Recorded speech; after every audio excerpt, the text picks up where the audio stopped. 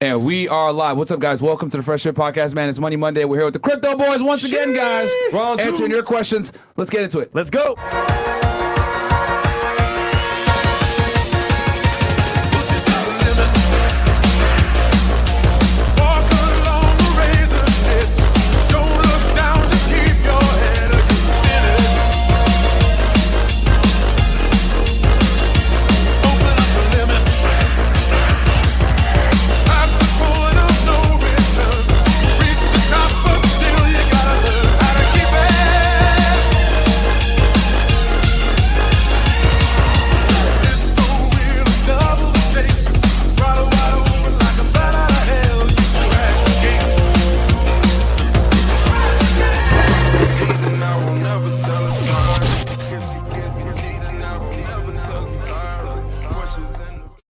We are back. All right, we're back, guys. What's up? Welcome to Money Monday, man. One of the most important days of the week. Of course, we don't have as many viewers when we're talking about money and getting your money on point because people are more concerned with hoes versus making dough. But it is what it is. Quick announcement before we get into the show, guys. Rumble.com/Freshandfit. We're making our debut on Rumble tonight, guys, for Fresh and Fit Afterhours. So make sure to check us out over there. Also, guys, we're on Locals, freshandfit.locals.com. Again, that's freshandfit.locals.com. That's where we're migrating to as far as our behind the scenes content. We've already done a couple live streams. Mo has done a diligent job of uploading all the Patreon content on there, guys. So y'all are good over there at freshandfit.locals.com. We did a live stream with actually Miguel and Charlie after the show. Yes, in one of our sushi spots talking about the sexual marketplace here in Miami. And the crazy tricking epidemic that we got going on. Also, guys, check us out on Megaphone. Any podcast that you guys want to listen to as far as audio goes, all the new episodes are uploaded there on Megaphone. We got 2 different channels, so check us out over there, Fresh Fit and the Fresh Fit After Hours. Also, chat with other members of the squad, discord.gg/freshandfit. Also, get the merch, freshfitpodcaststore.com. And then subscribe to our other YouTube channel, guys, Fresh and Fit Clips. On there, we post 3 clips per day, 2 shorts per day. So, if you want bite-sized content of all the misogyny, go ahead and check us out over there, okay? Misogyny. And then, Fresh, you got a vlog channel, a.k.a. where we piss girls off? Yeah, we had some awesome vlogs this week, but we had a special live stream with Myron and Sneeko. We had a live e-date. That was definitely a video to watch. So Myron, guys, tap in. You showed up 10 seconds and piss her off. Yo, you know that song? Bro. He came in like a rat. He came in hard as fuck. Yeah, bro, because that girl was like, oh, I'm Persian and I'm on OnlyFans doing this. And in my head, I'm like, what the hell? His first statement. She's like, no, Myron walked right in and said, what? Hold on. Y'all out here selling dreams? Hell no. I got to talk the truth. Yo, so I got to let them know. Imagine Myron's grilling episode coming out soon. That's gonna be crazy. Good lord. Hey, it's gonna be a good one, guys. They're probably still editing the fuck out of it. Shout out to you, Fresh, for grilling on Sunday. Your episode came out, right? Thank you, bro. I can spit a little game here and there. Riz. All right, and guys, check me out on Fed 1811, man. I just dropped an episode yesterday on damn, I've done so many I can't even remember now.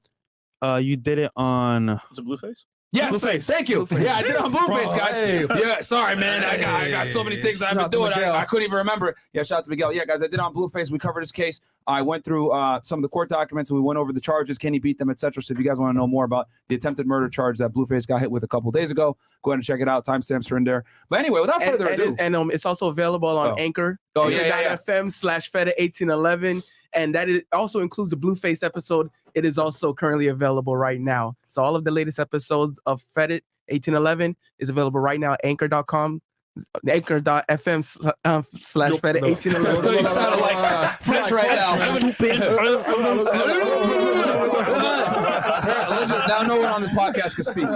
Yeah, anchor.fm/Fed1811, guys. Mo's uploading on there every single episode, so check it out. But anyway, we got 2 special guests in the house once again, man. All the way from Japan and California. If you forgot who they were, just tell them who you are. Yeah, my name is Charlie. I do a YouTube channel called Cultivate Crypto. The whole point of the channel is essentially to help people who are either brand new to crypto or have been in crypto a while, who want to basically increase their knowledge in the cryptocurrency space. So one half of the crypto mindset course, which me and Miguel do together. And so you can go follow me on Cultivate Crypto on YouTube or on Instagram or Twitter or wherever you want. And we talk all day, every day about crypto there. Welcome back. Thank you. And what is going on, you guys? Dog Cost Crypto with Dog Cost Crypto on YouTube. Okay, the Mexican dude. The Mexican, the one Mexican in crypto. That owned the landscaping business. Yes. Yeah. That's facts. Yeah. Stereotypical From the as dirt. hell. From the dirt. I'm just gonna open up a falafel shop Oh while we're god. on the stereotype. Oh god. What? What's wrong with that? There's nothing wrong with that. It's delicious. But yeah, man, you can follow me at Dog Cost Crypto on YouTube, Instagram, and Twitter and stuff like that. And I've been in the crypto space since 2016 and started the Crypto Mindset course with Charlie in 2020. And with the Crypto Mindset course, we've onboarded and helped over 11,000 people so far. Damn. So yeah, man. That's amazing. Yeah, mostly in the red pill space, which was what I love, man. Like the red pill guys are like on it, dude. Like it's all about self-responsibility, teaching themselves and bettering themselves. That's why I really like. We teach everybody, but man, the guys from the red pill space are like amazing. What you notice, like back in 2017, people who are just kind of like everyday average people on crypto Twitter or whatever, like at the end of 2018 when crypto was going down to like zero, in their minds, right? It was going down to $3,100 for Ethereum. Yeah. And for maybe like $80 to $100 for Ethereum, what did I say? $3,100 for Bitcoin. During that time, a lot of people were basically like, oh, you put up a chart about Bitcoin that said this and this. And then they're like sending death threats to these people and shit like that. So it's like crazy when there's like normal, everyday, average people. But when there's like, because most people can't take the self-responsibility, most people can't take the volatility of the market. Yeah. But like, one of the philosophies in the red pill space is that self-responsibility. Yeah. I mean, it's a full contact sport here in crypto. People who don't think it is haven't been in finance before, right? And this is like probably one of the most volatile asset classes in finance. So take that and then put it on steroids, go times 10, right? Yep. Yeah. So and not only that, I mean, there's a lot of parallels between the RP space when it comes to dealing and dealing with women versus like finance. Like everything you've been taught in personal finance, save money, 401k, go ahead and make sure that you put your money in these low ass index funds that make you maybe 8 to 10% back on returns.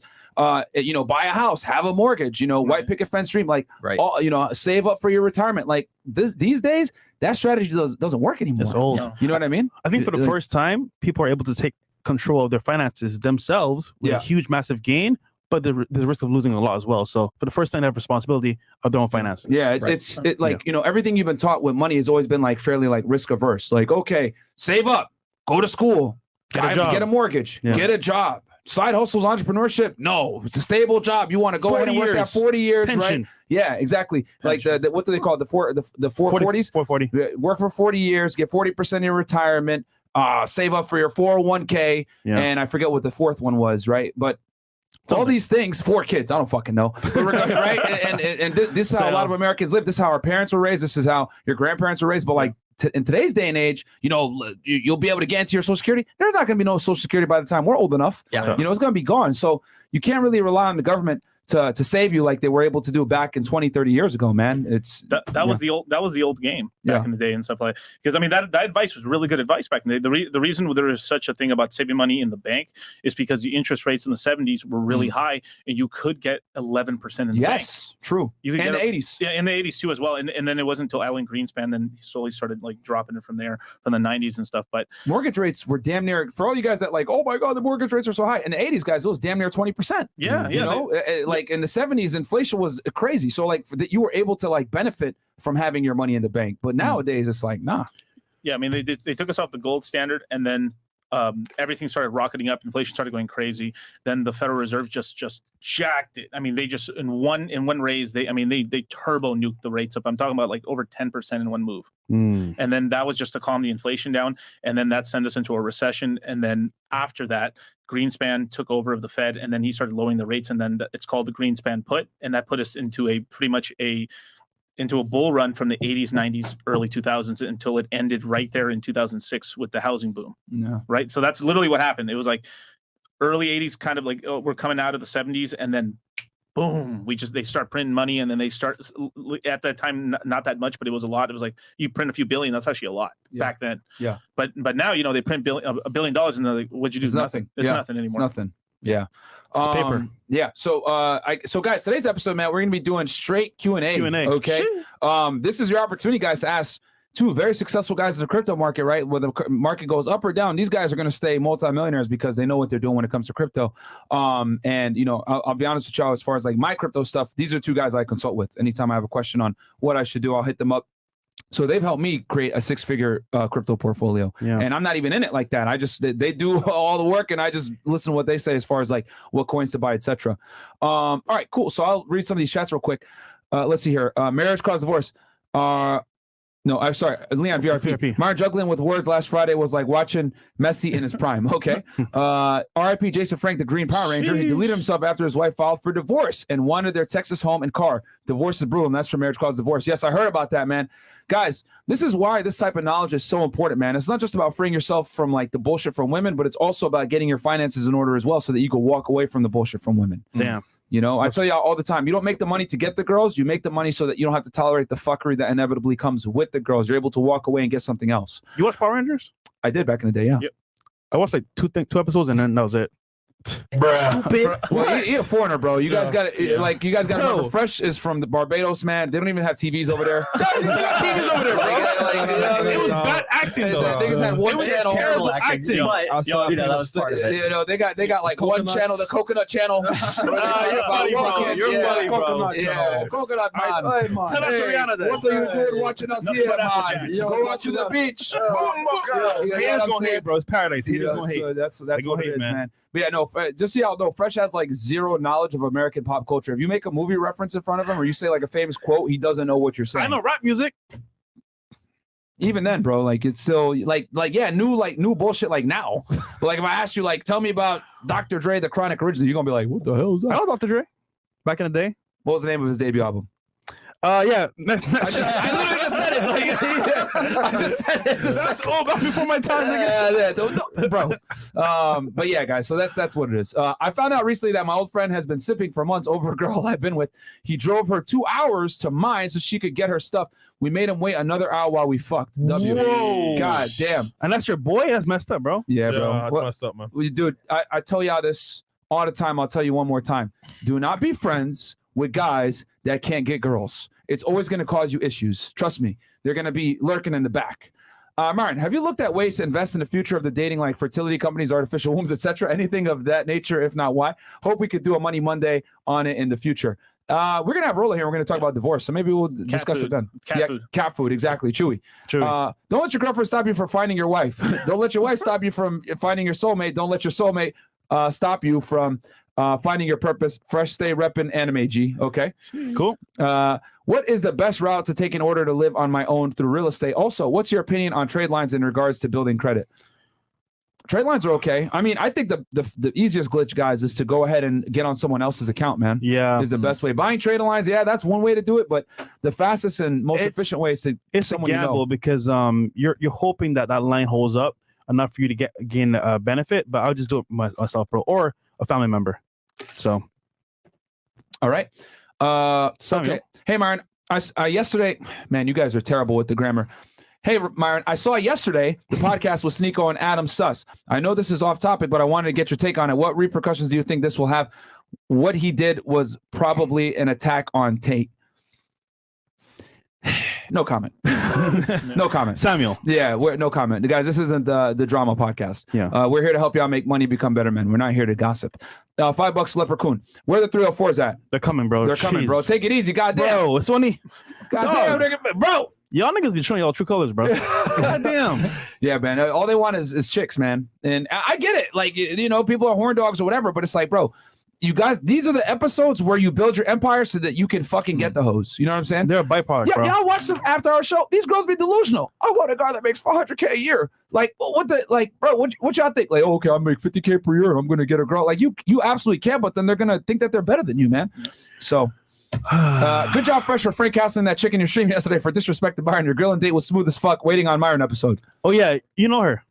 Yeah, that girl is stupid. I saw that clip. That was hilarious. What the fuck, bro? Like, yo, bro, I love when girls say like, "Oh, I'll debate him," and then they don't come. It's like, how you gonna talk they're shit scared and not debate? Like, and I'm like, bro, how you gonna diss my boy in my crib? I'm like, what the fuck? Mind you, she apologized not on camera. I'm like, of course not. Do it to his face and back to the chat. There you go. If that's the only way you can come back, bro. That's because girls are they're not used to being told like no or whatever. Like the Iranian girl the other day, like that was the first time she had her views challenged. She's like, yeah, I know it's been a while, but it's like, bro, like what the fuck? These girls are living on cloud nine, bro. Again, this is why the book is coming out. As usual, women deserve less. Coming out very soon, guys. All right, the first 2 chapters have pretty much been written. It's coming to a bookstore near you. She was actually on this show. Who? She was the one with the MBA. Who? The Iranian. Nah, she never been on the show. She never came on the show. She never came on. No, she never came on. She never came on, bro. I think Mo thinks so, but not somebody else, bro. Yeah, because she purposely went only to Fresh's joint because she wanted to avoid me. Yeah. Girls be shook, bro. Girls be shook because a lot of the girls that come on that say like, "Oh, I was scared" or whatever. It's 9 out of 10 times it's like because they think that we're gonna make them look stupid, which I never have to actually do that. They do it themselves. Michael Me struck $1. Thank you. 20 and Fresh would have remembered if she had come on. Yeah, 100%. But yeah, no, bro, she didn't come. There was other girls that we came on that call themselves Persians like idiots, but she's not one of them. Masterful performance by Fresh on Grilling, moving like Ultra Instinct Goku with the questions. I would encourage y'all to go watch it now. Run those views up, and that's from AAL. Thanks, cool. bro. Love the crypto shows with Miguel and Charlie. By the way, can you guys address the reviews on Trustpilot? They ain't looking good. Oh, that was an attack. Yeah, we've basically had, about 10,000 people take our course before, and there's, maybe like up to about 10 or 12 people, ever, who were like, hey, I'm going to go and be, right? Spurgid, basically trolls, right? And so it's like, all right. But, they had to try to get like a small group of people. And the only people they could muster up was like 12 out of 10,000 people or so. Right. So it's like, it's always going to happen. You have a business. It's a law of numbers. Some people, it's not going to work out. It's not going to be a thing for them. Like we said before, they're like last episode, right? There's people who didn't take the risk management webinar and then just went straight to the coins they thought were going to make the most money, shit like that. So or they wouldn't show a coin they wanted. Yeah, that's another one right there too. Yeah.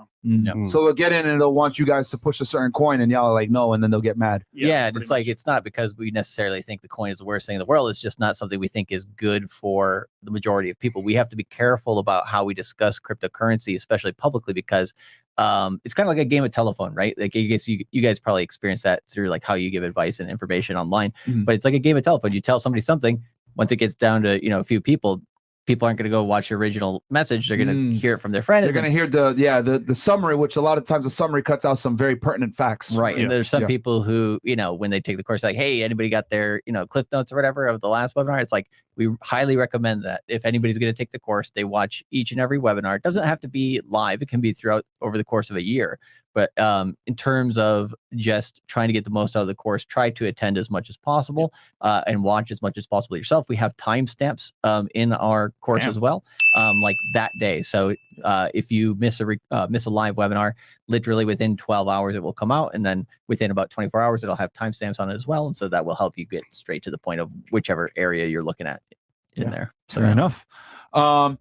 Yeah, and you guys got to remember too, man, like we have haters. People are always like anytime you have like a business or you're making money or whatever, there's going to be people hell bent on trying to discredit you and say you're a fraud, you're a fake. I mean, it's happened to us. I mean, how many times have you guys seen people say Fresh and Myron are scammers, they're frauds, they don't really get girls, look at them, they're on a sugar site, when we've already broken it down for y'all plenty of times that we use sugar sites to date normally, but people will take what sounds good and run with that because a lie is almost always more entertaining, so they're going to run with that. No one cares about the truth when it doesn't make money or get views. So just keep that in mind, guys. Another thing too, jealousy is real, guys. Like envy is a human trait. When people see you making money, thousands, if not millions of dollars by, hitting the couple of buttons right on your phone, people get mad at that because people have to go out for hours to earn that kind of money. So, you know what I mean? There is a vested interest in bringing people down sometimes because they're angry that their situation isn't necessarily reflective of their efforts sometimes. You have something, guys? Oh, I thought well, no, we're good. Yeah. Okay. Shout out Fresh and Fit. I remember watching y'all back in the day on Afi Kingdom. Are you guys still friends with him? Absolutely, man. Cool. Shout out to Afi, bro. Like I told y'all before, man. We've been telling him to come on the show forever. I don't know where he at. $1. Yeah, I've been telling him forever. He's always welcome to come here, man. Like I told y'all before, we do not turn our back on people that came up with us, bro. I don't care if you got fucking 1,000 subscribers. Come on our channel. Like if we rock with you before, you helped us on the way up to get to this point. We don't turn our back. We always push the ladder back down for everyone else, man. Like, some people get famous and they change. We don't do that shit. If Fresh became a millionaire by call center and podcasting while stuttering, I'm convinced I could do anything. Shout out to Fresh. You should, bro. If I could do it, you should do it too. K Bonds with $2. Appreciate that. Tap 2. Get in the crypto mindset course. Yes, get the knowledge, but it's also a community. The community itself will provide a lot of support with like-minded people. The Citadel wins. That's true. And then let's see here. Hex is down 94%. So is Drip network difference? Is Hex pays 30% APY versus Drip 365% APY? Question: why the disrespect from dollar cost on the last show against the Drip community we're watching? Because the Bartertown conglomerate. So I wouldn't be hating on Drip. So there's a couple members in your community that are just going in so hard in some chats and stuff, and that it just got to the point where we just had to address it. And on top of that, like a lot of the drip, a lot of people in the drip community were like trying to shill drip when it was like $100+. It's like $150 and it's $2 So now. the last stream, Oh, I think it was shit. like, I think it was $9 to $11. It's $2 right now. Damn. So, and before when they first were trying to shill it to us, it was $160. It's at $2.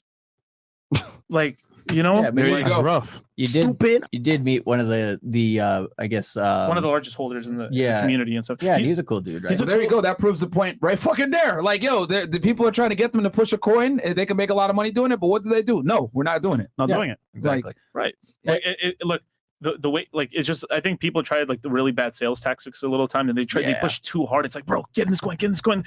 That's not how you do it. Like, you can sell some people like that, but you're gonna push a lot of people away trying to do that stuff. You know, if I like, once everything really crashes down and we get another dip down, I'll take a look at it. And then I'll invest it. I'll take a shot at it at 50 cents or $1 or something like that. But I wasn't going to put my money in at $160. Right. That's too high. It's just too high. It was the same thing with Luna, right? Like whether they're same or not or whatever, which they're clearly not, right? But same with Luna. Like we were on it when it was $15. We're like, yeah, let's buy it, you know. And then when it was at $100, we're like, sell that shit, Yeah. you know, Yeah. because like this game, you can't be like we talk about on the last show, right? We said coin agnostic. You can't be loyal to a coin beyond your profits. Right. And Hold on. Well, can you say that one more time for the people? That's very important. W. Can you repeat that one more time for the people? you can't be loyal to a coin beyond your profits. And the reason why I say your is because for each individual. Yeah. Right. Now, for a community, that might be a different story, right? There could be a community that's like, hey, we're all going to basically work with this coin because we really believe in it. We really believe in the other people in it, all this stuff, right? That's perfectly fine. But like for you as an individual, like you want to take your profit, right? So you're not going to, from the goodness out of your heart for the rest of the people in your community, not take profit, right? You're going to eventually take profit for yourself at some point. And I think it might sound cold to some people because some people really kind of get into crypto through community-based projects, which is fine. And you can have friends in crypto and everything like that. But at the same time, like we want you guys, everybody to secure profit, right? And so there's no point. It's not that we didn't like, certain coins at a certain time. It's like, it's just not the economical place right now in terms of risk management to be able to do it. It's not the correct time. I think if we could take away emotion from investing, you can win. Fair point. When Yeah. it ties to something Exactly. because, your friends are doing it because it's hot and heavy, bro, obviously you might lose because you might hold on to it too long or keep it too long as well. So my thing is like, at the same time, take away your emotions. Does it make logical sense? Cool. If not, it's what it is. Exactly. I mean, it's simple, guys. If it don't make money, it don't make sense. Boom. Right. There you go. Fuck your feelings, man. You can't be invested with feelings when it comes to this business. That's why these guys, they turn away. You know how many offers they've had for people? Yo, push this NFT. Yo, push this coin, etc. Because y'all are like the biggest guys in the game when it comes to crypto, pretty much as far as like, teaching guys and having the largest student base, I would say, for sure. No, for Right? sure. Well, and also the by best far. educational course Yeah, out there. We by actually far. we actually have some hedge funds who have taken our course like without telling us, Uh-huh. and then through like a couple other routes within crypto, eventually got back to us like, I could name them, but like basically 1, 2, or 3 hedge funds that I'd never heard of before. They were mentioned to me like, I don't know them, but I guess they know us. So Actually, it's some of the interesting. creators that are pretty big as well have taken your course and put it into theirs. There's Yep. a lot of lurkers out here in this world. Yeah. Yeah. So, A lot of so lurkers. when it comes to like, as far as like being crypto investors and like having a course and teaching guys like the 101 on cryptocurrency, these guys are fucking it, bro. So of course people are going to come to them and be like, we need you to push this coin, blah, blah, blah. And they turn it down every single time. Yeah. I've seen it multiple times. People try to tell them, yo, can you do this? Blah, blah, blah. I'll pay you. No, they're like, fuck that shit. Even us, we don't we don't push. Yeah, a lot we of don't stuff. push. We don't push people's bullshit either, man. So, it all comes down to their job is to make you money. If they don't make you money, it's an L, guys. that's their job is to make you money. Okay, let's see here. What are your thoughts on ISO 2022 cryptos like SRP, XLM, etc.? We're turning because we're heading down right now. They're starting to get to the point where there might be some money there now to actually start investing in these coins. So we are looking into that right now. I mean, the other day we went out with a bunch of literally a gang of XRP guys just to talk to them and kind of see like how they feel about it. And the thing is, what we always look for is communities. If like, do the people really rock with it? Even right now when it's in the dirt, do people rock with it? They rock with it. So, and there is a plan there and there is a company there, but like but at the same time, it's got to be at the right price. Okay. And we got to see a trajectory and stuff like that. So we're willing to give it a shot. So we're looking into it. Okay. Yeah. Cool. Let's see here. And like I said, guys, today's episode is a Q&A. So get your questions in. What I'll do is From this point forward, I'm going to read all the chats. I'm going to read the ones that the people that donate the most and then go down that way. So we'll prioritize the guys that sent in like, 20, 30, 40, 50, $100, whatever it may be. And then I'll go down and trickle it to the $1, the $5, etc. But we'll try to get as many of these questions done for y'all. So we got Matthew here, $10. Martin, are you a real estate agent or house flipping? No, I'm not. Neither. If you are not an agent, would you recommend going to real estate course for lending online? Cheers. No, you don't have to, bro. That's one of the biggest misconceptions is you need to become a real estate agent to become an investor. Absolutely not. You That don't. is You so can funny. Learn, you can learn everything on your own. People be like, I'm about to get real estate. I'm about to take the course. I'm like, for what? Yeah. To invest? Yeah. I'm like, you're not going to be an agent. So what's the point? Yeah. Like I get it. You want to have the foundation and stat, but you can do it on YouTube. You get a mentor. You don't need to get the course to actually be. Yeah, you don't have to be a real estate agent to invest, guys. And to be honest with you, a lot of these people that are real estate agents don't even have a fucking property. I own 9 myself, and I'm not a real estate agent. I know more than most real estate agents themselves. So it comes down to how much are you willing to put in. Yeah. A wise old money guy said about 7 months ago that BTC will fall below 10K and ETH will fall below 1K. Once it happens, I'll pull the trigger. How do I store the coins correctly? Keep leaning from the front, gentlemen. And that's I really want to know podcast. Yeah, shout out to him. He's one of our homies. That's a genuine question. So he wants to know. He wants to get in at below 10K for Bitcoin and below 1K for Ethereum, which are good trigger points. Yeah. What are your guys' thoughts on that?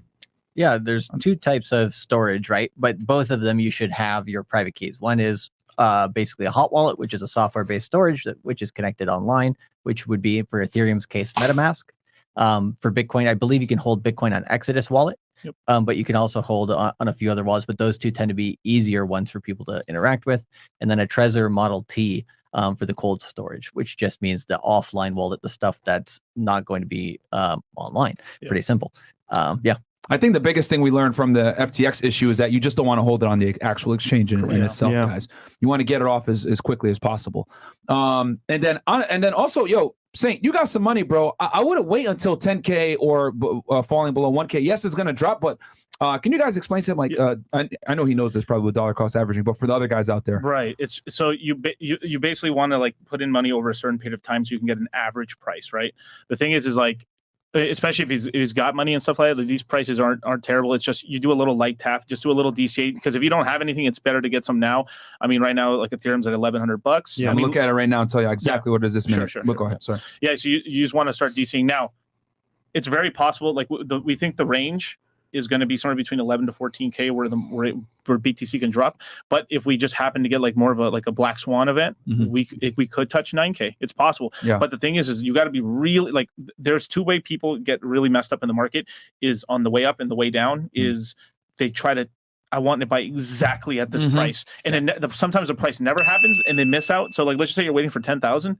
It only hits 14K and then it goes up to 21 or 18 and that's when you buy and you're like, damn, you just missed. Yeah, and that's happened to me plenty of times. Thinking I could just get it at a better price. I said fuck it, because I bought like half a Bitcoin a couple weeks ago when it was at like 15K. I said, it is what it is. I'm just gonna do it right now. Ethereum. Yeah. So Ethereum right now as we speak, guys. 8:01 p.m. Eastern Standard Time. November 21st. $1,105.32, and the Bitcoin is $15,850.16 is what it is per It's very coin. close. Yeah. So I mean, if you buy it now and then you buy it later on, like you're going to be buying it damn near close to what you want versus the latter, which is what Miguel was describing. Is it shoots up and then bam, now you lost your opportunity. And $100 is that going to kill you? $100? No, you just get a few, and then if it drops lower, get some more. Buy it in portions. You have some. Buy it in portions. And join the course, man, just so you can learn the whole. Like, so the thing is where people lose the most money is right in the beginning. It's literally right in the beginning, because you could accidentally send Bitcoin incorrectly or Ethereum incorrectly and it's gone. Right. Or you could, or you don't like you have a wallet and then your phone gets erased or something, because a lot of people just have it on their phones. Yeah. And then your keys are gone. You don't remember them, and it's now the money's gone. So self custody is pretty powerful. So a lot of people, that's why a lot of people leave them on the exchanges, because they don't want to like really learn. They just like, let me just have some assets over here. But what will happen is that exchange goes down, like what FTX happened. Like something like a Coinbase is pretty safe because they're on the stock market. Like there's a lot of people checking them, but like you have to be pretty careful when some stuff that's on the equities market and stuff, because I mean that's why right now the whole industry is trying to do like proof of custody, and they're trying to show all this stuff to show like reserves. But just to answer one more on the other part of the question is, that's people trying to time the bottom. Now there's this whole thing where like you have a bunch of money in the game, right? And then you're trying to hit like a certain number, like, bro, I'm out when I hit 5 million. When I hit 10 million. What happens if you hit 3.5? And then that's it. That's the top right there. Like that's I know so many people that did that. Me and Charlie were telling tons of people, yo, take $1 million out. take $1 million out, bro. Just take it out right now. You only put like 150 in. Just take it out. And they didn't want to. Yeah. Damn. Yeah, they left a lot of money on the table. Like, it just sucks because then they'll take, they took profit at like 1.7 or something like. But it's like, bro, you left, like, you could have took $1 million out and it crashed down. You could have been at something like $2 million in cash. It's like when you're gambling, get out while you're up. Yeah. Don't push the envelope just to make a little bit more money. Well, here's the other thing, right? Like, the thing in crypto is the casino to some extent can kind of go down, meaning like it can shut off and say, sorry, whatever positions you have right now, you are stuck, right? And whether you get it out at the end later or not is a different question, right? So I kind of explained this, but I'm not sure if I explained it as simply as possible on the last stream. But with the stable coins, meaning the coins that are basically like USD on crypto, and then the coins which are basically those ones are going to hold your US dollar value. Those ones, right? A lot of people don't think will fail, right? And it's possible that they won't, but it is possible if Bitcoin gets closer and closer to $12, $11, $10,000, that some of them may fail. And so you basically, if you're holding cash in the crypto space on those dollar-based coins, right, you might actually just poof, like it's gone because you didn't pay attention, right? And so turning that into Bitcoin or Ethereum earlier rather than later is the best in my opinion. So you're not going to get the whole bottom, but if you, that's a great tip. Yeah, as it's kind of coming down, you can buy some dollar cost average in, as you were saying, and then if things go well, then on the other end, if you still have some of that left, great. But like, try to get the majority in Bitcoin, Ethereum, because those are, like dollar cost was saying in the last episode, those are the only things they can't take away from you if you have them on your your cold storage and your MetaMask. Bam. Well said. And guys, the course is open, by the way, as well. You guys want to tell them a little bit about it? What do they get in it? Yeah, link is below. God damn it! Sheesh. Yeah, definitely. I don't know if you want to introduce like the general information, then we can go into the schedule that we brought here today. Yeah. So this is the crypto mega course, right? Where we've essentially fused Q4 and Q1 all together because we know some big macro events are happening in the next couple months. So we believe that the lows in the market are coming.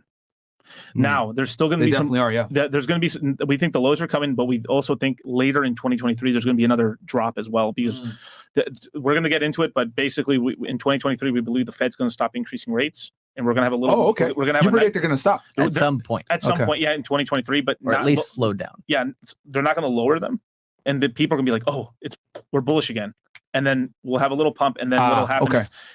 I believe like inflation will start picking up again, and then they'll have to nuke us again. So you have to be really careful in this market. So it's like to buy, make sure to buy these lows. But I agree with you. Interest rates aren't coming down. Yeah, they're not coming down. They're not coming. Anyone that thinks that they're bringing interest rates down, you're drunk. Like they're not. We would have to be nuking so bad in the market for them to like, oh crap, they'll look to lower because they've had the rates low since like what. They've been lowering the rates since 2009 and stuff like that. So it's like, it's been really bad. We hit that 3%, right? Like last year, I bought a house with like damn near 3-4% interest rate. You ain't getting that, no. Yeah, yeah. You ain't getting that shit again. Yo, that 3% are looking nice right now. Yeah, yeah. Now we're like 7 to 7.5 right now. If you want to get an investment property, and in December they're going to raise another 75. They are. Yep. So that means the average person is going to be paying 8. Yep. Damn. So what does that mean? We're gonna be a renters nation. Yes. Oh, wow. Yes. Which means if you got real estate now, you're up. Yeah. Because people got a place to live. Where are they gonna go? You will go rent. Yeah. Right. Yep. So the crypto mindset course is basically a course where we kind of.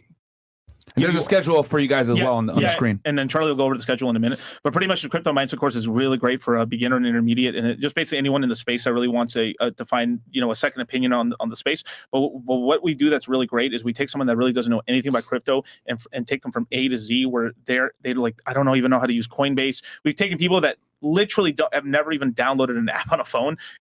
They're using the phone. They now know how to use Coinbase. They have all their stuff in cold storage, and they know how to use MetaMask. They can go on L1s. They can use bridges. And if you don't know what I'm talking about, that's why you need to get in. Yeah. Because if you don't even know what I'm talking, and they know about L0s, L2s, L1s. I mean, Ethereum, like about all the stuff. And this is the thing is like in the beginning, because you don't know anything, you'll fall for anything. Yeah. So it's like you've got everything's pitted against you to take your money. These financial markets, stocks and everything, real estate, like people are just trying to rip you off all the time. Yep. Right. So you're just getting the knowledge first before jumping in. And this is like the best time because the next year, these are going to be some of the best prices in the game. It's a fire sale right now. Yeah. It's a fucking fire sale with crypto right now, man. But listen, Beautiful. you guys are worried about getting at the right time. Now's the right time. Right now's the right time. Yeah. I mean, I bought half a Bitcoin like a month ago. Like, you know what I mean? I was like, yo, what the? This thing's at 15K, whatever, 16K. I fucking bought in, man. Like I bought like half a coin. I was like, you got to take advantage of what's going on. Listen, I text Miguel, yo, should I buy now? He says buy, I buy. I don't ask why. Yeah. I just buy. Yeah, man. So Shout out to Jay Waller, baby. Yeah, absolutely, yeah. And we have a chat, us Yeah. and Jay Waller and them, and we like when anything crazy happens in the market, Miguel tells us, "Yo, about a bottom, you might want to pick some stuff up. I'll get some Ethereum, I'll get some Bitcoin, whatever it is," and that's just what it You know, is. it's funny. People ask the question, "How do I become rich?" Guess what, my friend? Circles like this. You get in a circle with people who actually know what's going on. Yeah. They help you. You help them. You win. The experts in this shit, Yeah. man. I'm not gonna try to figure this out on my own. Ask them. They know what. They look at the charts. They know what the hell's going on. I took enough L's in my life. Yeah. Now I need W's. Okay, I need W's now, bro. So let's talk about the schedule real quick. Yeah, Let's pull that up real fast because Charlie, you want to hit that, right? Yeah, let's go for it. So, the course is basically you get a different section of webinars. I think we went over the general stuff last time. So, specifically, we have 5. Well, where should we start this? We have 5 pre-recorded webinars. So before you get into all this, right? Once you purchase the Crypto Mindset course, which I think Chris and Mo have the link there in the chat. So if you press top of the description as well, guys. Yep. So if you press the link there, you get in the Crypto Mindset course. We'll tell you how that process works in a little bit. In terms of like what to expect from that process prior to getting in the Telegram chat. But once you're in, right, then you're ready essentially for this schedule. And we have like I said, the 5 pre-recorded webinars, which help you with the best practices, getting your cold storage or your hot wallet set up, all that stuff, all the simple stuff we got there for you guys. So as soon as you're in the Telegram, you'll be able to start looking at that. And then on the 30th of November is when we're starting the webinars themselves. So we do 15 live webinars over a course of about 2.5 weeks. Mm-hmm. And this one will be from November 30th to about December 16th. And that's 2 webinars a day? 2 webinars a day. God damn. 10 a.m., 10 p.m. Eastern Standard Time. So the boot camp. Exactly. 2 hours per webinar. Right. We record those entire 2 hours, usually about an hour of a presentation on a specific subject, which those are the subjects there, plus an hour of, I would say, Q&A focused on that subject.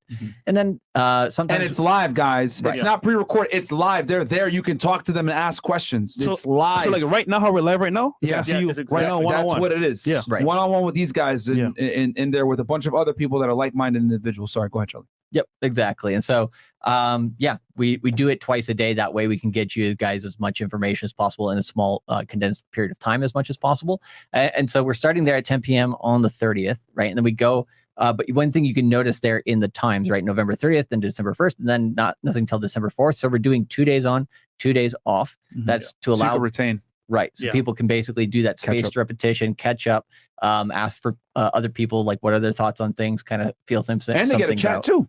Yeah, they get a Telegram chat. Yep.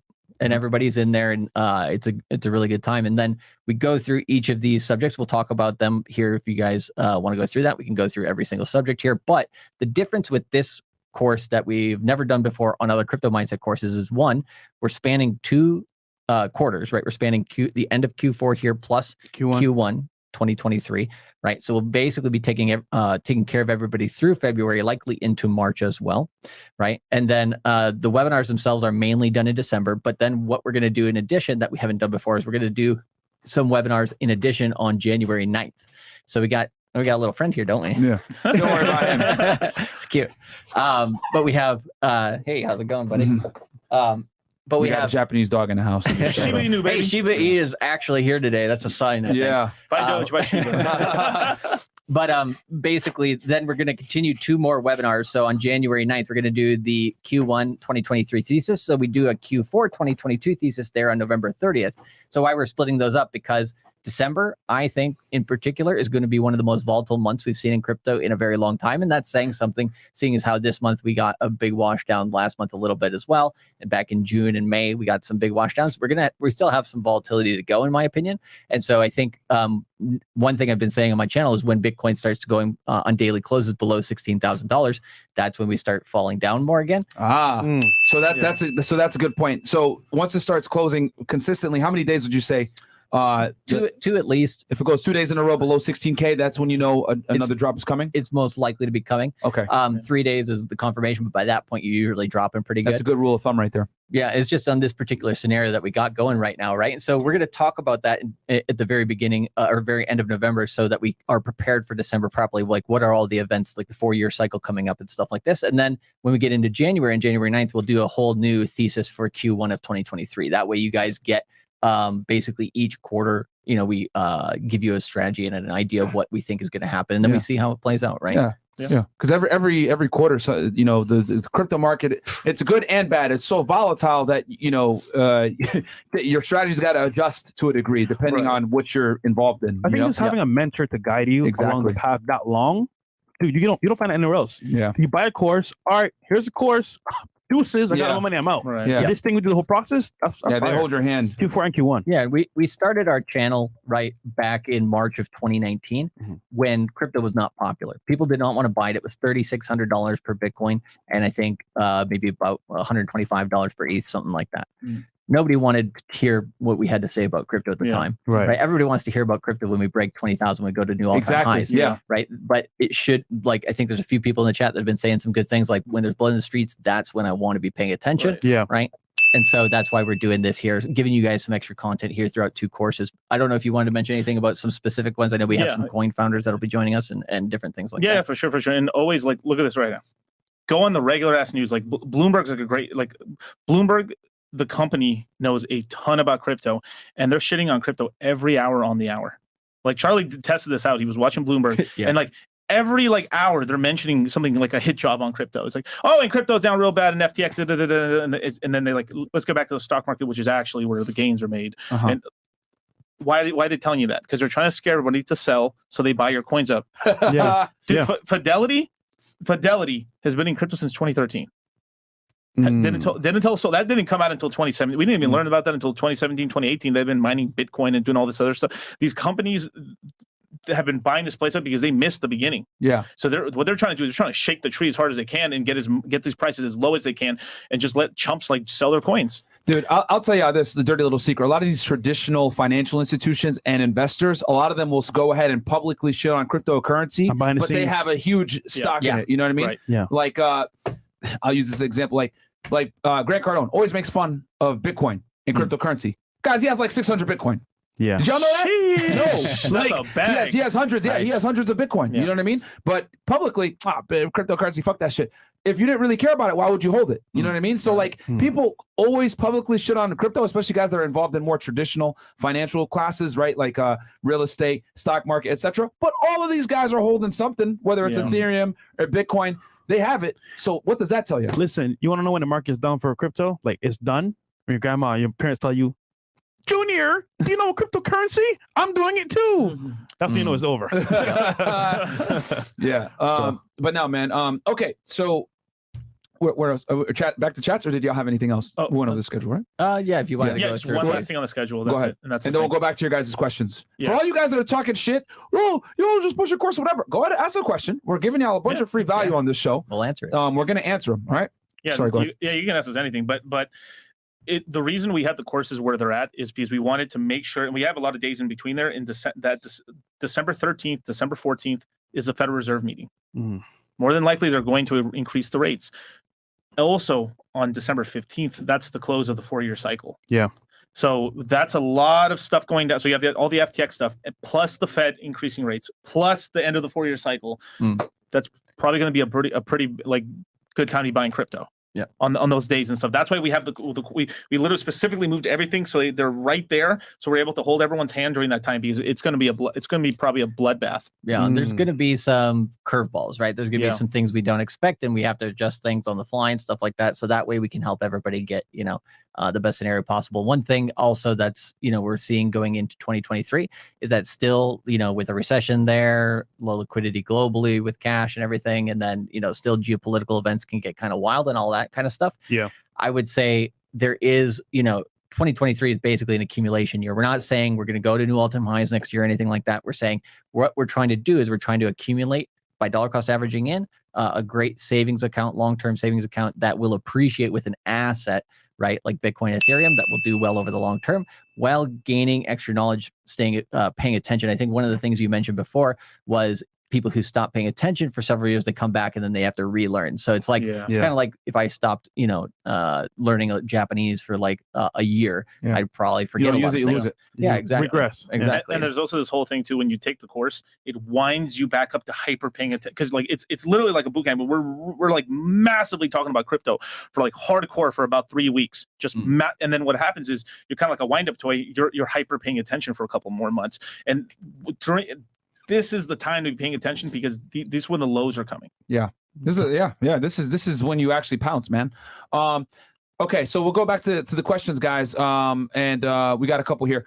Your wife's plumber goes learning all this crypto knowledge so I can lay the pipe for free. Okay, fantastic. Never marry a coin even with a prenup. Yep, that's true. Yep. Copy that, my brother. Respect, salute to Fresh and Fit. Great show. Get more money. Get the money content. I think it means get more money content. 100% Don Marco. Got you, my friend. Appreciate that. The Barter Town conglomerate. All right, cool. Let's see here. Okay, crypto mindset. We are touching all new lows because billionaires/elites missed out in the early days and want to get in. I just said that. Yep, that's exactly Facts, what they man. said. $20 from Jaime goes, I invested 18K in Litecoin and Ethereum Classic, and now I'm down negative 56%. I'm thinking about pulling it out and reinvesting what left, but I'm not sure if that's a good idea. Should I hold or pull? What are your guys' thoughts on that in this situation? So for Litecoin, there might be a play here because in 2023 they have the halving coming up. So that's a really positive event where the price can pump. As for Ethereum Classic, there's really not much for it. I mean, I really don't see that even doing anything until like 2024 and stuff like that. So you just got I mean, those are both altcoins. It's like, I mean, my name used to be Litecoin Moses way back in the day, and so I know Litecoin really well, but it's happening in 23. That's a good event. I made some really good money back in I think it was 2019 when it's had its last happening. But what's a halving? Can you explain to people what a halving is? Yeah, so basically when when we were talking about Bitcoin mining and stuff, it pays out a reward depending on the block size, whether it's 10 minutes or 13 seconds like Ethereum. As it pays its rewards, it gives you a little bit of like income. So everyone's like competing for all this money, and then every 13 seconds like on Ethereum, it just shivvies out the money equally to how much work you did. Right? Okay, for the miners. But every 4 years, it cuts the reward in half. Oh. So it's cutting the inflation down significantly. So every time the halving happens, there's less coins on the market, so the miners can dump less coins, so the price starts spiking up. But it also has a knock-on effect where some of the miners kind of aren't profitable when they crash down, and then they have to sell their Litecoin or Ethereum or big. That's why Ethereum going to proof of stake was so important, because you no longer have that sell pressure right now from the miners, because you have like dude, it's expensive to mine, and so that's why your power bill's got to go up too. You got to have a million things connected, and you really got to steal electricity out of your money. Wow, it's like damn near marijuana grow to mine coins. So it takes a lot of electricity. Cool. What's that villain from Spider-Man? The Electro Man? I forget the villain's name. I know what you're talking about though. The Shocker. Yep. You're the Shocker, basically. Yeah. Shocker. You straight gambling. I made $45K out of $300, making it out with $20K. You've convinced me to DCA to a biddy. Hey, man. Okay. And for somebody like that, one thing I would want to say on that is just like make sure that when you do take profit, right, you're either holding it in dollars, right? Dollars are right now better than like most other currencies globally. Yeah, right. We're beating a lot of people. Yeah, so make sure you're holding it in dollars or stable coins if you're going to do that for the short term, or Bitcoin or Ethereum, right? You want it in some, or like an altcoin that maybe you think is going to stay here for the long term, come out of the bear market just fine, but like make sure you hold it in an asset that you really truly want to hold long term. Okay. Good tip. I appreciate that information, brothers. I truly do. Myron and Fresh, I'll be slowing down on super chats. No worries, my friend. All the while, I'm preparing to make some serious moves. Myron and Fresh, let's have dinner on me. Myron, I promise it won't be Mr. Chow. Yeah, fuck that place. Mr. Chow, bro. The portions are all small and shit, man. That place is trash, bro. I actually like it. That place trash. The shrimp is fine. And it's overpriced. Should I buy ETH on a brokerage or a Metamask? Jose Colon. I mean, get it however you get it. The only thing is when you do buy directly on Metamask, the fees are higher. And also there is sort of limits. If you're buying if you're trying to buy big money, you're going to have to go through like a Coinbase or something. So definitely try to buy through. I do trust Coinbase, but I still don't keep all my money on there. Yeah, that's the sort of thing. But I use it all the time. It's of Coinbase, Kraken, Gemini is a little bit shaky right now, but I'd mostly be focusing between Kraken and Coinbase right now. There you go. Just make sure you can take your coins off exchange. Correct. Yeah. The key, you use the exchange to purchase it, guys, and then you got to take it off as soon as you can. Which through a cold, or what was the other one, cold or a hot wallet? Hot wallet, which is still live connected to the internet. Yep. Samuel Lemke. What? I don't think these guys have ill intentions, and it's probably a good course chat, but you have to address the ghost money in the markets from SBF's shell companies. The market volume is not real. What's your guys' response to that? So, he probably means like wash. There's a lot of wash trading. So there's like market makers where they're buying. So it happens in the stock market too, where you have like people are buying and selling stocks back and forth to create volume. Okay. And then but that's on a regular a market, like a regular market book, right? On a lot of DeFi exchanges, if the money's sitting there, then there's a consistent volume. So it's so on DeFi, it's different than being on exchanges and stuff. So because he's right, there could be like it looks like wow, there's all this trading happening. No, it's bullshit. Half of it could be like I would say like on some coins, like it's like 90% of the volumes it's total horseshit. This is why on-chain data is so important for crypto, right? Because you can actually see what people are doing on-chain, right? You can look at like gas fees on Ethereum, for example. You can look at transactions, number of new wallets being made, all that type of stuff. And you can do that, and you can understand, okay, so is that trading volume reflecting there at that time? And sometimes if the charts on the trading volume are going down, right? Or sorry, the trading volume still staying stable or going up, but the usage of the network is going down, there's something up and something fishy, and that might tell you something, right? Okay, so that's a way to I guess be able to detect false activity. Correct. Yeah. Okay. For a minute, I thought he was talking about all the money he embezzled. Bahamas. All right, the one from okay, and these are questions from before. Okay, working alien in U.S. and renting now. Is loaning from 401k to buy a house a good option to save on rent? Interest is low and it's paid back to yourself. Gio. It depends on your situation, bro. How much you can get out, and if you're going to reside in it. Most of the time, they're not going to let you borrow from your 401k unless it's your primary residence. Yeah, it has to be. So you got to do the math to make sure it makes sense. And it depends on where you're going to buy a single family home, a duplex, a triplex. It depends on your situation. 2 books from K Bonds, who goes, "Is MetaMask safe? What are the risks?" The risks are basically a lot of human potential risk, right? And then the risk of you connecting to the wrong websites. Right. So one thing you really need to be careful of if you are using a hot wallet in crypto, whether it's on your phone or your desktop or your laptop or whatever, is phishing links. Right. This is the same if you're like working at a company and you're using their email and stuff. Exactly. Yeah. So if you see something suspicious or you're not sure of it or you don't know who it came from, or if it's a free NFT that just landed in your wallet, don't open it. Don't touch it. Yeah, exactly. And so the human error is usually the main thing. So just make sure that you're up to date on the best practices, which we provide, and then you'll basically get set up. No problem. Bam. Until I can afford the crypto mindset course, what can I be doing to set up and start investing as a beginner? Watch YouTube. So we give content up the wazoo every single day. I love it. You guys give a bunch of free information. Yeah. Value. So literally we tell people, hey, if you're not sure if it's right for you, go to our YouTube channels, right? Cultivate Crypto on YouTube, Dollar Cost Crypto on YouTube. See what we're about for a few months, a few weeks, whatever. I usually, some of the most successful people I've seen join our course, they watch our YouTube content for like 2 weeks or 3 weeks of it, like on high volume. And then they come into the course and they're like, okay, I understand. We also have a product called the Citadel, which is essentially just a chat group where it's a little bit more casual, a little bit more fresh, stuff like that. It's cheaper, stuff like that. So if you want to look into that, come over to our YouTube channels on that. But that's not something that I would say is our main flagship product. Our main flagship product is the Crypto Mindset course. Yeah. Cool.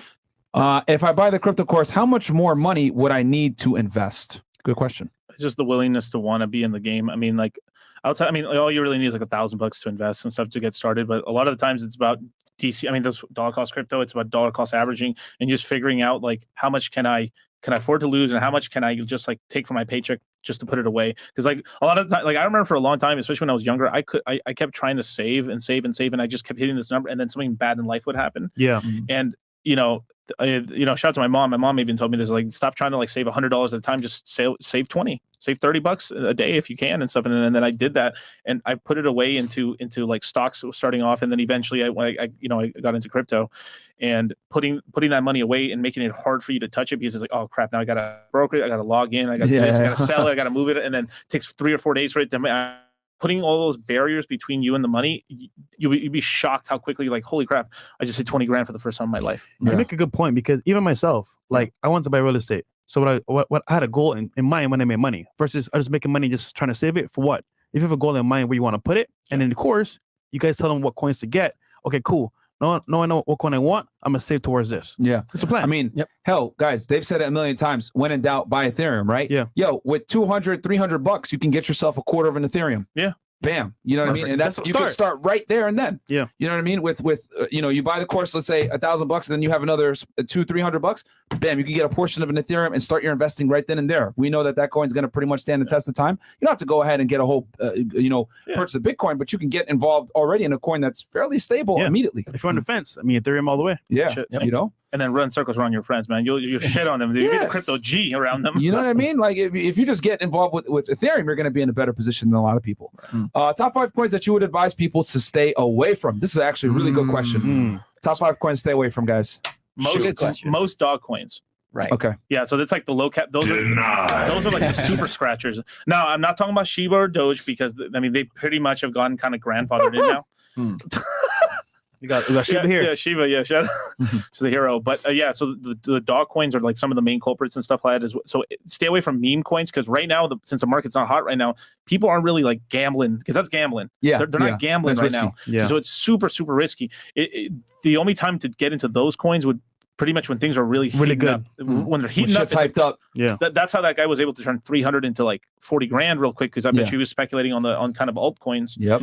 And there's a time for that, but right now we're in the value investor portion of the market right now. Yeah. Like we're investing into the stuff that's been around for a while, solid stuff. Right now the market's so down right now that like really not a ton of new projects are coming out. Yeah. So we know the lay of the land. We're investing in the good stuff, and then once the market starts moving, then we get into the new projects, and then if you want, you can get into like the hyphy like the meme stocks or just stuff that just came out that within the last 6 months of the bull market. Okay. And but it's riskier, right? Now I know these guys. They're gonna want actual names. So can you guys give us a top 5 to stay away from? Can you pull up the one of those links that I gave you there, Mo? I think Okay. if you pull up CoinMarketCap or something, we can go through a few. But Bam. like one for particular, like example, there's internet ICP basically. That And let's Internet kill the Computer other streams, Protocol. by the way, guys. Come on over to YouTube right now. Type in Fresh and Fit on YouTube. Come on over to YouTube right now. We're gonna kill the Twitch stream, Twitter, and Facebook. And so come on over. We're about to get into the real sauce tonight right we're now. gonna be on Rumble as well, guys. So Yes. stay tuned for that. Yeah, so You girls are here. ICP is a coin that was made by Andreessen Horowitz, and essentially it just like basically came out, made them a little bit of free coin. They all took profit. It just went down, right? So there's some VC type coins like that as an Venture example. capital coins. Yeah. Right, venture Okay. capitalist coins like that are an example. The one other like general category that I want to mention before we go into make too many specific coins was essentially coins that are older, like that have come out. This right here, Charlie. Right. The cryptocurrency prices charts. Correct. Yeah, That that one? right. Okay. Exactly. Pull it up for y'all right now, and So- then enlarge it on their screen real quick. Well, did you want to get? That's fine. Okay. That's all right. perfect. Yeah. So, basically, coins that have been around the market longer than the previous top is one thing to pay attention to. We're going to talk about this more in the course. So, the previous top of the market was Bitcoin at $69,000, Yes. November 10th last year, right? Yeah. And so there's there's more coins that are made before than after, right? Mhm. A lot of the coins, and we're going to talk about this deeply in the course, but there's a lot of coins that essentially in the last bull market, they had a lot easier time price appreciating because they were newer. They didn't have as much previous price history, right? So there's some of the newer coins that are easier to go towards, and some of the older coins, it's not necessarily that they're bad or you should avoid them. It's just each coin, like look at Bitcoin's example, right? Each time we have a bull market, it goes up well, but not as much as it did in the previous one. So it's kind of like diminishing returns over time, Yeah. right? And that's just the natural life Trajectory. cycle Yeah. of an asset, Yeah. right? And so over time, it's going to become more stable. And so if you're, looking for gains, Which is and a stuff, good thing. It looks like. it's a great thing, and Yeah. it totally depends on your financial situation, right? If you're a person who's like, I want to protect my money and then grow it a bit, Bitcoin, Ethereum for that. If you want to, go towards more gains, right? Then you could be like, okay, I'm going to avoid some of these older coins. I'm going to look at new coins, but I'm going to really, because they're much more highly risky, I'm going to really pay attention to them. But what I'm saying is like, there's some coins, like for example, Voyager, for example, isn't a coin that has a lot of bad shit going on with its company. And then the coin itself is whatever. And it already hit a top. It was before Bitcoin even hit its top in the market, and it's gone down ever since. It has a really poor chart, has really bad fundamentals. Right now, it has a lot of things not going for it, right? Okay. So that coin was a really good example of something that you should avoid. Okay. Okay. So just one more time. Did you want to show them anything here on the chart here, as far as like? If there's maybe one or two that DCC saw on there that you Yeah, wanted to I mention, mean, because we can- sometimes we there's can too many like- coins. the Leo token and stuff. It's not that it's a bad token. It's just Right. it's not really gonna make gains. Really, it's the one thing I don't like about it. It's attached so much to Tether. So Right. if there's ever some big Tether flood, that token can just get nuked. Done. Yeah, if you Right. just type in, there we go. Never Oh, mind. sorry, It's all sorry. good now. We're I'll fine. pull it Yeah, back up. Yeah. So okay, so that was interesting because I didn't realize that. So a good sign of a coin is that when we're in a bull, it goes up significantly, and then when we go into a bear, it comes down significantly as well. It'll come down significantly as well. But how you know a coin will survive is when it comes back and makes a new all-time high. Okay. Right. Okay. And it goes down and then it hits a new all-time high and then back and forth. Right. And then it's kind of solidified. But if it if it hasn't had that opportunity yet, we don't know if it we can speculate whether it will survive or not. Gotcha. But there's no guarantee. So let's use Bitcoin as an example, right? So it was like $3,000 and then it shot up to like 18K, I remember, right? Yeah. Like in 2018, 2019. Yep. Then it comes back down again to like 6 or 7K. Right. Right. Yeah. Then it spiked back up again to damn near 70,000. Right. Yeah. Now it's down to about 15K, 16K. Right. It's done it so many times. We're like, That it's here to stay. yeah, it's no problem. So that's at a all. good, okay. Yeah. So there you go. I just learned something That's right awesome. there. I never thought of it that way, that like it being able to survive a low and then coming back up, that's an indication of a coin that's more than likely going to stand the test of time. Yeah. And so those ones that are older coins that have that experience, great. The ones who don't, Yeah. I would say stay away from them. Sometimes they have great fundamentals. They might come back someday, but their coin, it's like, I want to, have my allegiance to the gains, right? Gotcha. So, so that's a good point. So, like, I guess the stability, right? And this goes for all investing anyway. The stability that you enjoy from like a Bitcoin or an Ethereum, right? It goes up and then it comes back down, but it's able to go back up and come down again. So, in one way, you're more stable, but on the other side, you're not enjoying the same volatility as the other coins. So your ability to profit goes down to a degree, right? So versus like, And as you ascend what we call the citadel, basically the goal towards getting, financially free and everything. Yeah. As you ascend that path, the higher you go, the more risk averse you're going to become. Gotcha. Right. Okay. So the people at the beginning, you have to take a little risk, but at the same time, it has to be calculated, which is why we have the risk management webinar there. When you actually say it out, it makes perfect sense. But like, I just hearing it, I was like, that makes perfect sense. Cause like there's other coins that like went up crazy and haven't recovered. So that's a good sign. Like, this is probably not a good move. Cool. Okay. Where are we at here? Okay. What do you think about Vulcan Forge PYR? So there's going to be at some point, somewhere in 23, 24, we're going to have something called like a GameFi summer, right? So, it's basically video games that have like a cryptocurrency attached to it and have an economy where you can trade everything, right? And Vulcan Forge it's not my favorite, but it's basically it's pretty much based off of it's based off of EVE Online. So it's like kind of spaceships and like space sort of things like that. The thing is like what they're trying to do is and a lot of other space sort of type games. It's kind of a fusion of a lot of things. But last time I looked on Vulcan Forge, what it's trying to do is so ambitious that they're nowhere near close even getting done with anything they're trying to do. So the thing with this one is like you could probably buy this if you buy it really cheap. You might make money on this because all the game coins are going to pump at some point. Because as soon as like a game coin pop, like Meta decides to back this game or Sandbox does really well, everyone's like, oh crap, they're investing in this coin and shit, and then everyone throws their money in their coins. You get a big pump and stuff, but they're really far away from actually finishing their game and stuff. So it's all about the price you get it in, and then you're willing to just hold it and forget about it. So it's a future play, basically. Yeah, you it's a wait on that one. way future very play. speculative. I would say one thing you could do for that in GameFi, right? Because if you do that for every game that you're interested in crypto, you're going to have like 30, 40 coins, right? And it's like, that's not quite the most useful, right? So if you're like, yeah, I really like Vulcan Forge, but I also like the GameFi space in general, maybe like, let me get like 5 or 10 games that I think have similar properties or different properties for different reasons. And you can make your own index, your own like kind of crypto index, and kind of include that as like one small portion of your portfolio.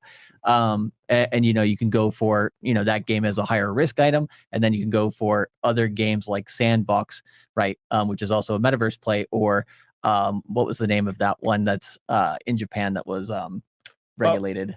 Engine, ENJ. There's a few of these coins which have stood the test of time, which are kind of like the Bitcoin and Ethereums of the GameFi space. Nice. Right. And so you'd want those as your main rudders in that kind of index in your portfolio. And then you'd maybe take like these higher risk coins and put them as smaller percentages under there. But you want to protect yourself. So the newer you are, like I assume that person's been in crypto a while because they're talking about a very specific project. So they're probably able to understand that. But some people who are newer, keep it simple, right? And maybe it's just stick to a higher level game coin.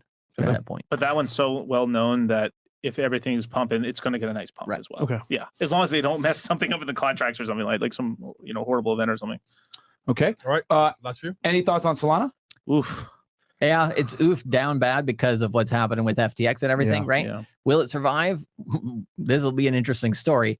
This will be the test. Yeah, this is the test right now. Exactly, right? And so I think it has a shot at coming out. I would say if I was going to give it odds and stuff like that, I would say like 60% likely it comes back from the bear market and everything like that, but it might have a hell of a limp, right? Like it just got beat up bad in a fight, and it's which if it does, then it'll go into the same threshold you think is like an Ethereum or a Bitcoin, because this is his first big test. Well, it would have to come out of the fight without a limp, right? So like if it comes back and it all of a sudden says we improved this, we improved that, like we got all these things going, and like now we kind of got taken to the hospital, now we're back but like 10 times better. Yeah. Like okay, cool, maybe interesting.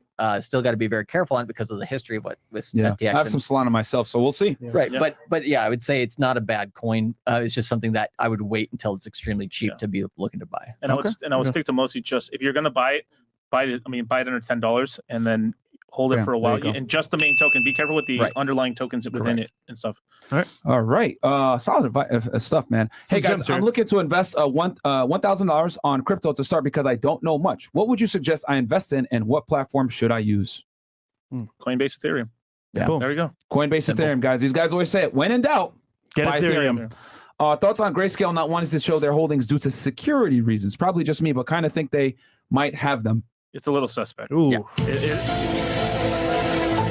Now, supposedly they are holding all their funds on Coinbase, and there is this thing where like there is some legal things where you're not allowed to, especially if you're paying for a service, you shouldn't be disclosing your customers' funds. Like and a lot of people are worried like they'll know exactly what I have, but like it is like right now if you see smoke, it could be a fire. And right now with everything that's happened with FTX and Voyager and Celsius and all these other platforms where people are like, that's why we tell you don't keep your money on the exchange, because as soon as everyone gets scared on something, they start pulling their money.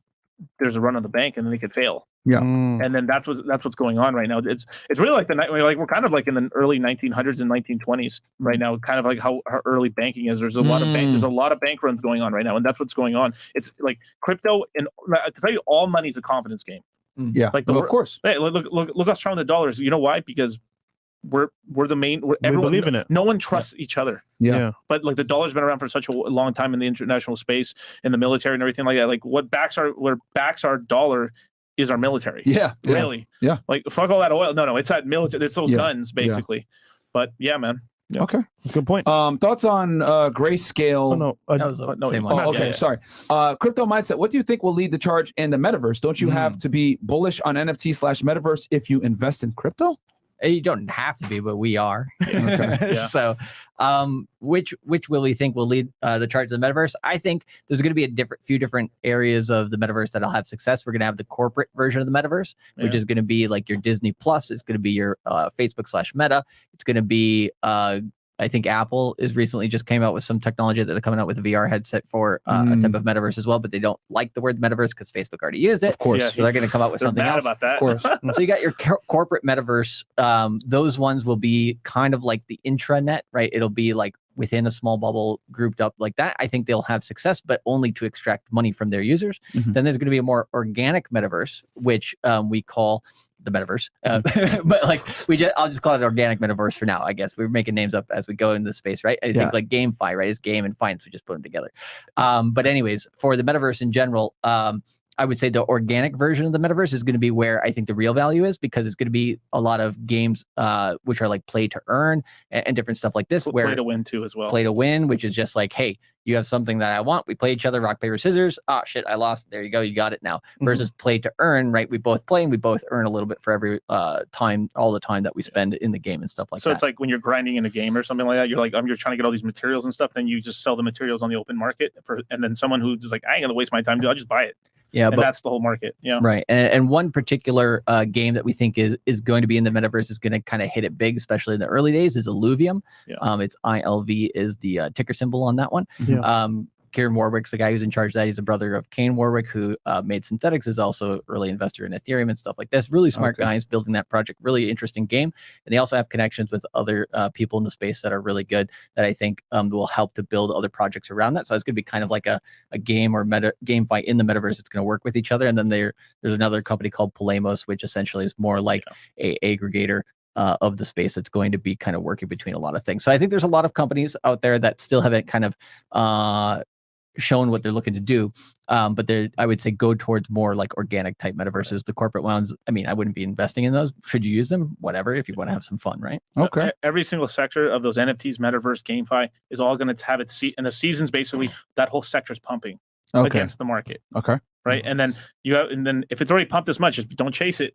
Remember, like they're all going to have their seasons, and then they're all going to have like their time in the sun. Right. So it's just more of just finding what you can understand and investing early, especially when the prices are down, and then paying attention and then just waiting. Yeah. Okay. A lot of sauce, man. Okay. Let's see here. What are your thoughts on Polygon and GALA in the future? Yes, in the future, and that's from Jonathan Salazar. That's a good one. Polygon's killing it. Yep. Now, I initially What is Polygon? Polygon's it's a layer 2 on top of Ethereum. So it's basically it's something that's built on top of Ethereum. It's basically an Ethereum on top of Ethereum. Okay. That's really what it is. It's just people put all their platforms that are on Ethereum on Matic. It's Matic Polygon, and then from there they can essentially like reduce the cost for transactions because Ethereum is expensive to deal with, right? As far as like gas fees. Yeah. Okay. Right. Yeah, like right now it might cost like $2. I send you something and like it's $2, but when the market really gets hot, it's like it might cost me like $400 to send you something. Damn. And then on Matic, while it's $300, it might be $2. Gotcha. Most. So that allows you to do transactions much simpler and cheaper. Yeah, and they're the ones that onboarded Disney. And Nike as well. Nike. Okay, that's a big deal. That's a big deal. So their biz dev is insane. Yeah. And stuff, and they're working on stuff to actually be able to handle like ZK rollups and stuff like that, and all the upgrades that Ethereum can on Polygon. So it's pretty much trying to be like the main place where like all the business, like they're trying to have all the business kind of like congregate here. Yeah, guys, if you notice about Miguel and Charlie, they do the research behind the scenes of each company and what they're doing to give you a solid answer. That's powerful because you guys know each company, which is crazy. Yeah. That's awesome. And they're able to answer our questions live on air. I don't know what's going on right now. You know what I mean? Well, I want to see other crypto guys out here, like, answering questions straight up like this, real time, live. Okay, what else we got? I think that's it, Chris. Yep. Oh, the GALA thing. Yeah. Yeah. If you want to mention GALA a little bit. Yeah, go ahead. Talk about GALA real fast. So GALA's pretty much was founded by the people who made Zynga Games, who made on Facebook, what's it called, Mafia Wars, what's it called, Farmville and stuff. All those old games your grandma's playing. But they're on the stock market and they decided to make a crypto project. Right now, there's just a lot of they're trying to figure out their whole token thing because they kind of launched it, I think, in a bad way, like so they don't really want to get sued as to be a security, pretty much. But the company is like hiring people from like Fable and like BioShock and all these other, like they're hiring really good. That's like one thing about like if you got a lot of bread and you're from the traditional space is you can hire people in the game from traditional gaming that have worked on these huge games. Like, dude, BioShock's insane. Fable is one of my favorite games from back in the old day and on Xbox and stuff. They've hired all these people to make stories in games, and they're essentially trying to make like an entire ecosystem of all these games that all use that token in the center, but they still have to figure out a lot of their stuff. But I mean, right now I think it's like 2-3 cents on Coinbase. You can buy it. Right? Okay. But I'd still wait a little bit more. Just if we get another further dip, it's going to crash lower. Okay. Yeah. What do you think about Curve Dao Token, CRV? It's a major backbone of Ethereum, but it's basically a place where you can deposit your stable coins and earn yield safely. Okay. It's a lot of stable coin monies on Curve DAO and stuff like that. So it's one of the OG sort of like DeFi yield earning tokens. Okay. And there's another one, I think was a Convex as well, which is like it's a token on top of that token. Pretty much. So there's a lot. You're starting to see like we're starting to kind of build the scaffolding, like tokens are starting to build on top of each other. Yeah. At some point, once layer 0 is done and layer 2, they're probably going to create something called layer 3 at some point, but we're not there yet. Okay. But that's the beginning of it all, because eventually it'll just, you won't even know what you're on. You'll just be using stuff. And yeah. Samuel Lemke goes, tough question. Do you really understand the severity of the FTX situation? Stable asset, physical silver and gold are actually most reliable. You should be extremely cautious buying crypto right now. FTT mess up the market. Yeah, I think that's a very good statement plus question and deserves, discussion, right? Yeah. And so like, do you understand that the severity of the FTX situation? We broke it down on the last episode. We talked about it a lot in the episode that we did on Friday. You can go on to Dollar Cost Crypto's channel as well. Watch a video we did last week on that. Yeah, it's not a good situation whatsoever.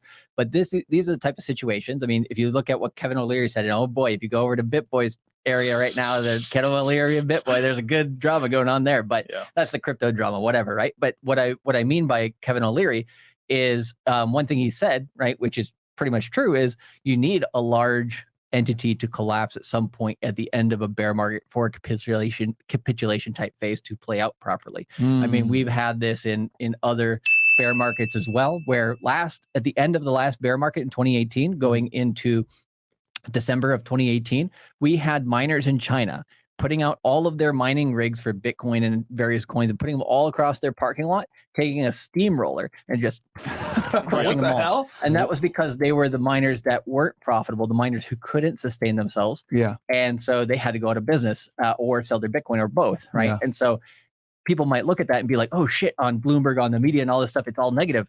That's an opportunity. Absolutely. Right. And so we do understand the severity, but we think it's an opportunity. And will it be something that blows over right away in crypto? Not necessarily, but same with gold, same with silver. If you hold your Bitcoin and Ethereum off the exchange on your cold storage, you're still safe, right? Because I think the one mischaracterization people have on Bitcoin in particular is, oh shit, you know, the CNBC, which is the greatest financial news channel ever, right? They often, you know, shit on Bitcoin when it goes down. Oh, look at it's not outpacing inflation this year. Well, it's like, well, look at it over the last decade, the last 5 years. If you were to hold Bitcoin over that time, would you have outpaced inflation? The answer is yes. Yeah. Significantly better than any other asset class, to be frank about it. Let me say something about silver and gold, because the real largest holders of silver and gold are countries. Okay. And reserves and stuff like that. Russia has a lot of gold. Yeah, Russia has a lot of gold, and but a lot of countries are holding their gold in other countries. So it's like not your gold, not your coins, like that. Like it's literally like that's happened before, where like there's some countries that are having problems, like, and London doesn't want to give the gold back or the silver back. Yeah, we're gonna hold it for you. What? Dude, that's our gold. Oh well. Yep. Yeah, that's happened. Yeah. I mean, here's the thing you got to understand, Sam, is that you cannot have mass profitability and simultaneously have stability. The two cannot coexist. All right. So you got to be able to, you know, this is why it's so important to invest what you're willing to lose. We said this extensively on the last episode. That's what comes with any type of volatile market. Like the gain upside is high, but you can also lose as well. But that's why you don't put in money that you're not willing to lose into crypto. Yeah, don't borrow loans to make a profit. Yeah, bro. Yeah, you know, Meek Mill famously said, "Scared money don't make no money." And if I ever lose my money, I'm gonna take your money. Well, hopefully you guys don't do that, because that's a felony. But you know, the point is that you can't be scared. Yeah. I finally bought one ETH and the price keeps dropping. Should I hold on or jump ship? Good question. That's from Lord Infamous. Hold strong. Hold strong, right? You know, it's one of these things where it's like, if you put everything that you had in it at the time and you're gonna go live in a tent under the bridge to borrow and shit like that, sure, sell, right? But if it's only money that you were willing to hold as a savings account for like which we told y'all before, Yeah. every episode we tell you guys only invest what you're willing to lose. Yeah. We're not over here telling you guys to like invest your entire life savings and do all this other stupid shit. Right. So if you just put $1,000 in it, let's say, or $2,000 in it, you got like a whole Ethereum, hold it, wait for it to go down a bit under 1,000, buy more. Right. And if you don't want to buy more, just hold it and wait the time period. So you're good. I bought a bunch of my Ethereum guys at 1,800. I'm not tripping though. You know what I mean? I know it's gonna correct again. But again, that comes down to me just understanding that this is the game. You're going to have ups and downs, and I'm confident it'll be well over 1,800 again in the next few years. So I think the biggest part is just knowing that like it's money you don't need. So if you don't need the money that well, then just leave it there. Yeah. It's better out than being in the bank. I'd rather lose that money for a year, right? And then it comes back 10x or 3 times 4. But it's in the bank. In the bank, I'm losing 0.01% if you're lucky. Yeah, bro. Like so, it's better. You know what? I'll take the dip, right? I'll take the low, buy more of it, bring my average down in general. And then when it does go back up, I'm winning. So it's like, or you could put it in Bank of America or Wells Fargo, like a fucking dummy, and let them make the money off of you. You could do that. That's what the most Americans do. They keep their money in a checking account or in a savings account with the bank, and you make nothing back. Or the other goes, I'm going to put it in Alley Bank. I'm going to get 1% back on it annually, which is nothing either, right? These high yields interest high yield interest savings account back in the day. Now it used to be 18% inflation rate. Yeah, earning 1%. Yeah, ridiculous, right? They used to be. I remember they used to advertise 2% returns. What? Let's put money there. 1% now. Yeah. Stupid. Last one. The girls are here. Okay, cool. Mr. Zapata, $20 goes, what's your take on XRP, its future, and how the legal battle is playing out? So the legal. Yeah, go ahead. Well, I'll just add one part about the legal battle. You can take the rest. But the legal battle, in my opinion, they will win. One of the people related towards the United States government, I can't remember. It's against the SEC, right? Yeah, it was against the SEC. And one of the guys who used to work with the SEC, but I think during a period of time he switched over to the CFTC or something like that. Yeah. He actually said, as a member of the SEC, that basically Ripple, Ethereum, and these others are not securities. They're they're just not securities, right? And so since somebody from their side basically said that, right? It basically has standing in the court of law legally. Now, they basically tried to keep that information out from in front of the judge, right? In terms of through the legal proceeding, right? Yeah. And the government tried as much as they could to keep that information away from there so it wouldn't be admitted into the court. Yeah. But basically, they have the that plus a bunch of other stuff that will basically say that they have the upper hand over the government on that in terms of getting ruled in their favor. But, you know, the game is rigged against them to some extent. So we'll see how it plays out. But I would expect them at some point to have a positive ending. And then from there, you know, if it comes at a very good time in the market, let's say that happens October of next year, then we're going into a bull market from there anyways. Boom, your price goes up on XRP. So I think it has a chance. Fair enough. There we go. Do you have anything to add to that? I mean, I think XRP, I mean, it's a cool coin. It's just like, the thing is like, we're all about, you know, having control of your crypto and it being a peer-to-peer sort of thing, where that's more of just helping corporations and countries move money around. But it is an important thing. Like, we do need a better SWIFT system, but the SWIFT system is in place there to basically keep the United States' control over like a lot of the financial world and stuff. So if the one thing I'm worried at one point is if they end up just pissing off the United States enough, they'll just end up just mostly transmitting a lot of money through Asia, and so they have like a backup plan. They have like a world plan, and then they have like they just transmit money for the countries they like and stuff. So they could still win, but the thing is that's making enemies. You know, and the other thing too is that they have real offices and real buildings and stuff like that. So shout out to FedEt. Yeah, we'll see what shout happens. out to FedEt. Yeah, next thing you know, it's gonna be them boys show up. Okay. I don't know if you want to read this one add on. So Samuel Lembicki, the guy that was talking about silver and gold, says, not talking about the stability. This is the last one. It's unpredictable right now. What I mean is that SBF and other companies use FTT as a collateral for loans, which created money out of thin air. This inflated the market. So did stable coins coming into the market. A lot of stuff inflated the market. It's just a deleveraging process. We've deleveraged a lot of things in crypto. We haven't delevered that yet. I think we're going to be in for a bloodbath going into December. The volatility is going to be extremely high. That's why I'm looking at this as a massive opportunity to buy, because there's that negative, not just sentiment, but negative actual, you could call it a contagion if you want, within the market. It's going to bring things down first. And that's where, you know, we take advantage. Your mindset is the reason why guys like us are going to profit in the future. We'll like that mindset right there is exactly why guys like us are going to profit, because we are risk tolerant to a degree, because we're not investing money that we're not afraid to lose. Again, scared money don't make no money. Listen, you still over there? We're still over here. Yeah, you know what I mean? But that sentiment right there is exactly why we're going to be profitable. You know what I mean? Yep. Cool. So guys, hop onto Rumble. We're going to go live at 10 p.m. on the dot. We're going to be there live for you. So we're going to start on YouTube and then transition to Rumble. Yeah, an hour of the show. So it's rumble.com/freshfit. And then guys, the course is open, man. Last words for the people, guys. Yeah, of course. Yeah, I would say get into the course if you think you're at the point where, you know, you really want to get at it, get at this, not only this opportunity that's happening in crypto right now, but also the knowledge that you want to stack this over the long period of time, and you think that crypto's not going away. You might think that maybe Visa and MasterCard are right. You know, they basically have NFTs, they have Bitcoin, Ethereum in their holdings, in their museum of finance, that, you know, basically this is how finance has been created. And so if you want to, you know, basically go along with that journey from the lows back to the next highs, right? This is the course for you. If you're a person who's like, you know, like, I'm only going to put $200 into Bitcoin, I'm going to, you know, work and find some more money out there, and then I'm also, you know, going to learn, go to our YouTube channels and learn free. Absolutely for free. You can learn. You don't have to get the course. You can watch their channels for free, guys. Just watch us for free. We will be off of YouTube from either Wednesday or Thursday all the way through. So focus on the Zoom calls. Right. So we focus on the Zoom calls. But like after that, we'll be back on YouTube and everything like that. So subscribe to the channel and then decide if you want to come to the course after that or not. And it's all good. Link is below, guys. All right, man. I got a 6-figure crypto portfolio thanks to these guys, man. So, and I got a new watch. Yeah, there you go. So we'll catch you guys here in about an hour with the lovely ladies, man, for Fresh Fit After Hours. Hope you guys enjoyed this one. Don't be a cheapskate. Invest in yourself, or take the L. And let's go. I ran so far away.